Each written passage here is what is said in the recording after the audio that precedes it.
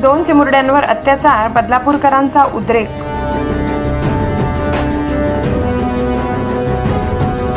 ठाणे जिल्ह्यामध्ये स्थित असलेल्या बदलापूर शहरात दोन चिमुरडींवर लैंगिक शोषण झाल्याची घटना घडली आहे। चिमुरडीचे वय 3 व 4 वर्ष असे आहेत। लहान चिमुरडींवर लैंगिक अत्याचार झाले असून या घटनेत बदलापूरसह पूर्ण महाराष्ट्र हादरलेला आहे। बदलापूरमध्ये स्थित असलेल्या आदर्श विद्यालय या शाळेमध्ये ही गंभीर घटना घडली आहे।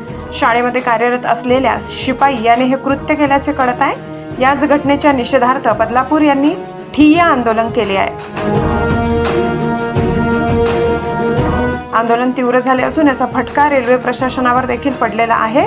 आंदोलकांनी शाळेबाहेर हजारोच्या संख्येने गर्दी केली असून शाळेबाहेर ठिय्या आंदोलन सुरू आहे। पूर्ण बदलापूर शहरामध्ये आंदोलनकारी पसरलेले असून बदलापूर रेल्वे स्थानकावर देखील आंदोलक मोठ्या संख्येने दिसून येत आहेत।